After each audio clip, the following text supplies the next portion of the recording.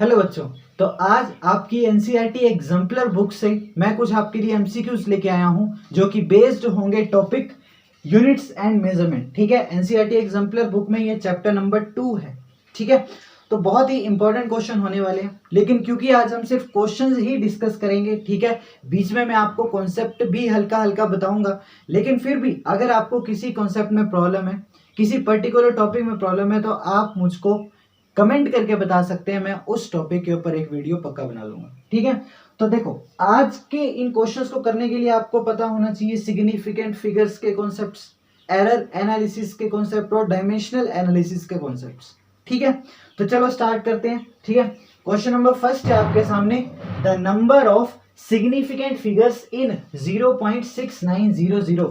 इसमें कितनी significant figures हैं वो हमको बताना है। ठीक है, अगर आपको आता है तो आप वीडियो को पॉज करके खुद ट्राई करें और फिर चेक करें। ठीक है, तो कॉन्सेप्ट क्या है बच्चों, देखो सिग्निफिकेंट फिगर्स काउंट करने के कुछ रूल्स होते हैं हमारे पास, जिसमें से एक रूल ये है कि नंबर के स्टार्टिंग में जो भी जीरोस होते हैं, नंबर के स्टार्टिंग में जो भी जीरोस होते हैं, अच्छा यहाँ पे 0.06900 है ना, ये था ये 0.06900।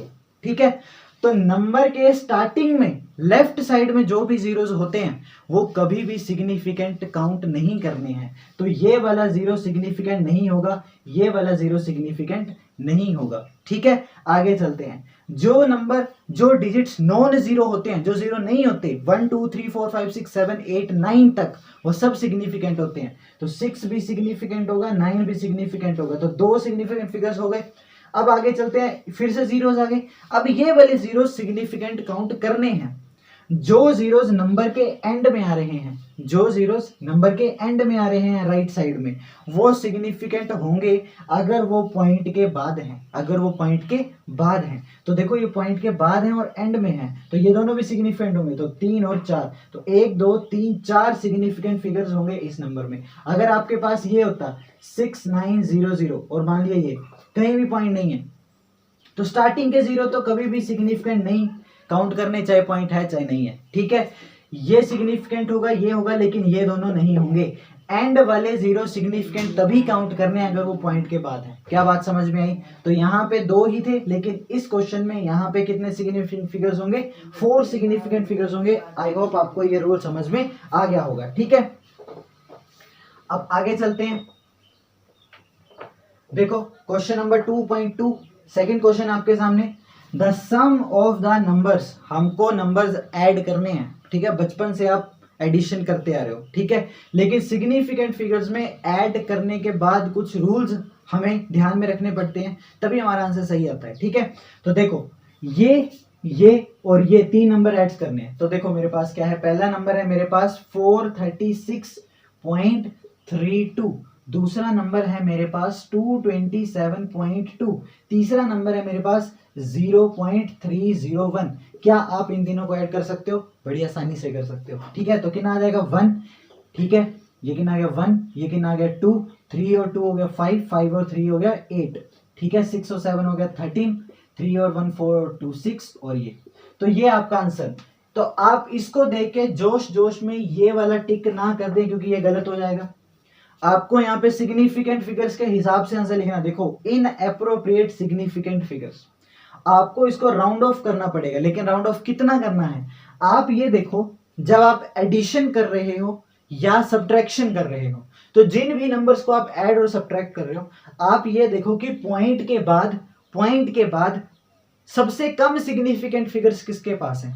तो देखो पॉइंट के बाद इसके पास 2 सिग्निफिकेंट फिगर्स हैं, 1 और 2। इसके पास पॉइंट के बाद एक ही सिग्निफिकेंट फिगर है, और इसके पास पॉइंट के बाद 1 2 3 सिग्निफिकेंट फिगर्स हैं। इस जीरो को सिग्निफिकेंट काउंट करेंगे क्योंकि ये 2 सिग्निफिकेंट फिगर्स के बीच में है। तो सबसे कम सिग्निफिकेंट फिगर्स किसके पास है? इसके पास। कितनी है? 1। तो आंसर में भी पॉइंट के बाद एक ही सिग्निफिकेंट फिगर होनी चाहिए, पॉइंट के बाद।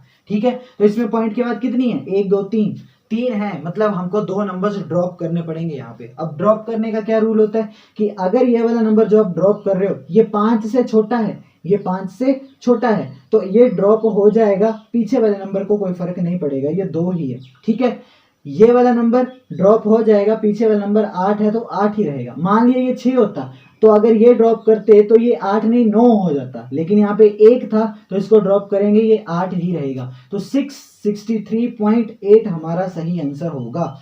तो एडिशन और सब्ट्रैक्शन के लिए सेम रूल चलता है, आपको चेक करना है जो भी नंबर्स को आप ऐड या सब्ट्रैक्ट कर रहे हो, सबसे कम पॉइंट के बाद सिग्निफिकेंट फिगर्स किसके पास है, तो वही हमारा सही आंसर होगा। क्या बात समझ में आई? ठीक है, तो यह था क्वेश्चन नंबर 2 हमारे सामने। अब क्वेश्चन नंबर 3 देखो जरा।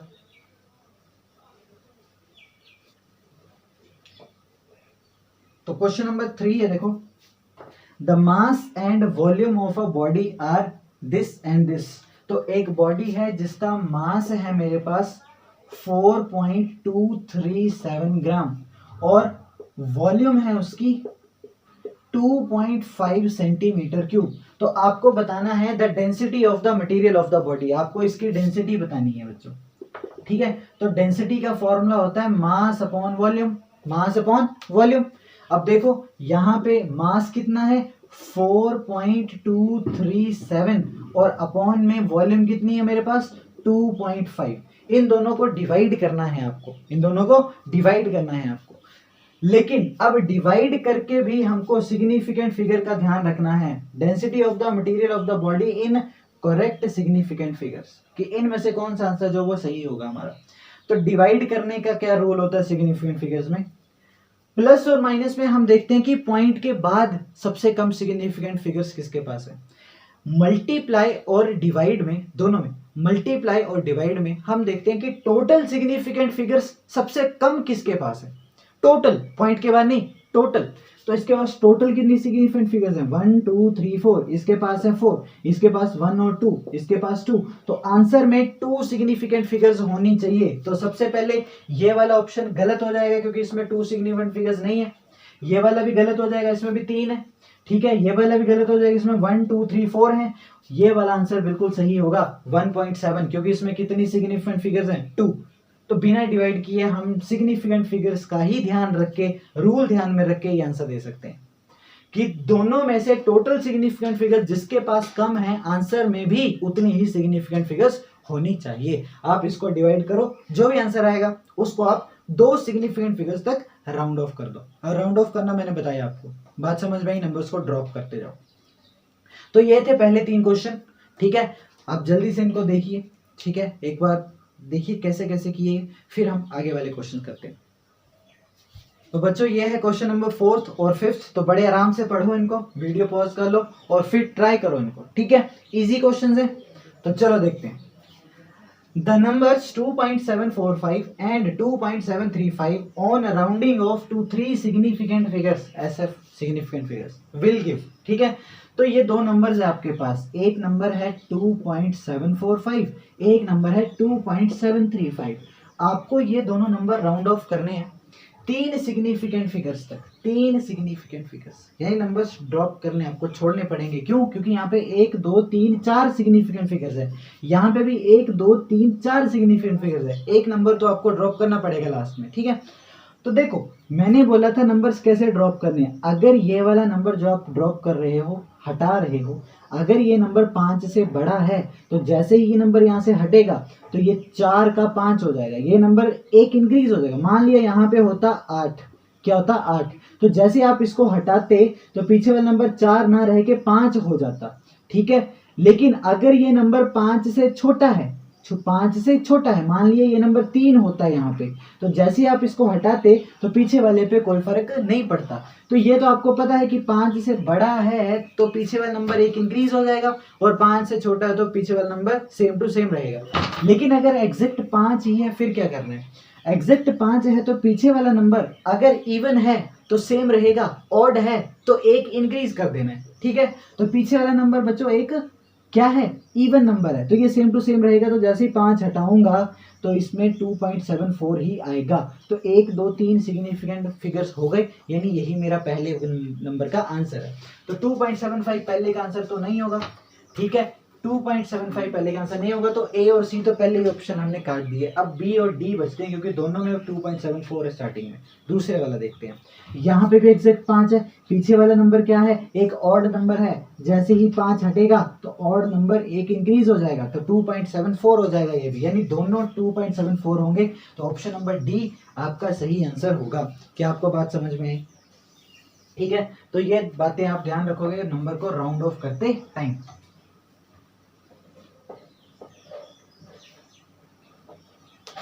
आगे देखो, the length and breadth of a rectangular sheet are 16.2 centimetre and 10.1 centimetre. तो एक रेक्टेंगल है, उसकी लेंथ आपके पास गिवन है 16.2 सेंटीमीटर और ब्रेड्थ आपके पास गिवन है 10.1 सेंटीमीटर। आपको निकालना है area of the sheet in appropriate significant figures. ठीक है, सिग्निफिकेंट फिगर्स बिल्कुल सही आपको रखनी है और आपको एरिया निकालना है, लेकिन आपको एरर भी साथ में लिखना है। अब एरर की हम लास्ट में डिस्कशन करते हैं, पहले हम एरिया निकाल लेते हैं। एरिया कैसे निकलेगा, लेंथ इंटू ब्रेड्थ। तो कर दो दोनों को मल्टीप्लाई, 162 और 101 को मैं मल्टीप्लाई कर देता हूँ, तो ये बन जाएगा 261, ये बन जाएगा 0 0 0, ये बन जाएगा 1 2 2 6 और 1, तो 26361। दो प्लेस के बाद डेसिमल आएगा तो ये आया 163.62। लेकिन जब मल्टीप्लाई करते हैं दो नंबर्स को तो सिग्निफिकेंट फिगर्स का ध्यान रखना है ना। कैसे रखेंगे ध्यान, दोनों में टोटल सिग्निफिकेंट फिगर जिसके पास कम है, आंसर में भी उतनी ही सिग्निफिकेंट फिगर्स होनी चाहिए। इसके पास कितनी सिग्निफिकेंट फिगर्स हैं, 1 2 3, इसके पास कितनी है 3, तो आंसर में भी 3 ही सिग्निफिकेंट फिगर्स होनी चाहिए। क्या है, 1 2 3 4 5 है, मतलब हमको 2 यहाँ से नंबर्स हटाने पड़ेंगे। 2 हटाऊंगा 5 से छोटा है तो पीछे वाले नंबर पे कोई फर्क नहीं पड़ेगा। 6 हटाऊंगा 5 से बड़ा है तो पीछे वाला नंबर एक इंक्रीज हो जाएगा, तो ये बन जाएगा 164। तो 164 देखो कहाँ पे एरिया देके रखा है, बी में नहीं है, सी में नहीं है, डी में नहीं है, और पक्के से ऑप्शन नंबर ए ही आपका आंसर होगा। आप एरर ना देखो फिर भी ऑप्शन नंबर ए आपका आंसर आ जाएगा, क्योंकि 164 एरिया यहीं पे देकर रखा है। लेकिन एरर की बात करते हैं। देखो बच्चों, लेंथ अगर ऐसे दी होती 16.2 सेंटीमीटर प्लस माइनस 0.2, ये होता है लेंथ की ट्रू वैल्यू और ये होते हैं एब्सोल्यूट एरर इन लेंथ। ठीक है, और ब्रेड्थ ऐसे दी होती मान लिया 10.1 सेंटीमीटर प्लस माइनस 0.3 सेंटीमीटर, ऐसे कुछ, मतलब ब्रेड्थ दी है साथ में ये दी है, एरर भी दी है ये और एरर भी दी है। तो हम क्या करते, एरिया का फॉर्मूला होता है लेंथ इनटू ब्रेड्थ और मल्टीप्लाई में इन तीनों के फ्रैक्शनल एरर ऐड हो जाते हैं। ठीक है, तो delta A upon A is equal to delta L upon L plus delta B upon B add हो जाएंगे, चाहे मल्टीप्लाई हो चाहे डिवाइड हो। ठीक है, तो देखो जरा, यहाँ पे मैं क्या करता, डेल्टा एल की जगह 0.2 रखता, एल की जगह 16.2 रखता, डेल्टा बी की जगह 0.3 रख देता, बी की जगह ये रख देता, एरिया मैंने निकाल लिया वो रख देता और डेल्टा ए कैलकुलेट कर लेता और जो भी डेल्टा ए आता वो प्लस माइनस करके इसके साथ लिख देता। लेकिन ऐसा है नहीं ना, लेंथ दी है 16.2 लेकिन साथ में एरर नहीं दिया, ब्रेड्थ दी है लेकिन एरर नहीं दिया, फॉर्मूला तो यही रहेगा। लेकिन प्रॉब्लम यह है कि डेल्टा एल और डेल्टा बी नहीं है मेरे पास, एरर नहीं देके रखे लेंथ और ब्रेड्थ में। तो क्या करना है, आप क्या करो, अब आपको निकालना मैक्सिमम परमिसिबल एरर कितना हो सकता है यहाँ पे। ठीक है, तो उसको लीस्ट काउंट एरर भी आप बोल सकते हो। अब देखो 16.2 सेंटीमीटर है, 16.2 सेंटीमीटर आपके पास लेंथ देके रखी है, मतलब आप जिस स्केल के साथ मेजर कर रहे हो उसमें 16 और 17 के बीच कुछ ऐसी डिवीजन होंगी, 16.1, 16.2, 16.3, 16.4, 16.9 तक और फिर आ जाएगा 17। ठीक है, तो यानी इसमें सबसे कम डिवीजन कितनी है बच्चों, सबसे कम डिवीजन कितनी है, 0.1 सेंटीमीटर की है कि नहीं, क्योंकि 16 से लेकर 16.1 तक जाएंगे तो 0.1 सेंटीमीटर का गैप आएगा, यानी सबसे छोटा गैप कितना है 0.1 सेंटीमीटर, और वही आपका लीस्ट काउंट एरर बन जाएगा यहाँ पे। मतलब आपके पास एरर नहीं दिया तो आप ऐसे करके एरर बता सकते हो कि इसमें एरर कितना है 0.1 सेंटीमीटर। इसमें भी आप देखो पॉइंट के बाद एक ही डिवीजन है तो आप क्या बोलोगे, यहाँ पे भी एरर कितना है 0.1 सेंटीमीटर। तो इसको आप ले लोगे डेल्टा एल, इसको आप ले लोगे डेल्टा बी, यही फॉर्मूला लगाओगे और डेल्टा ए यहाँ से निकाल लोगे। अगर यहाँ पे ऐसे होता है 16.25 तो आप एरर कितना लेते हैं 0.01। क्या बात समझ में आई? ठीक है, तो इस तरीके से आप कैलकुलेट करोगे तो आपका ये 3 सेंटीमीटर स्क्वायर आ जाएगा। ठीक है, तो ये थे पहले 5 क्वेश्चंस। और वीडियोस में लेके आऊंगा एनसीईआरटी एग्जाम्पलर के ऊपर, पूरी एनसीईआरटी एग्जाम्पलर आपको सॉल्व करवाऊंगा मैं। ठीक है, तो आई होप आपको ये पसंद आया होगा और समझ में आया होगा। ठीक है बच्चों, थैंक यू, लव यू।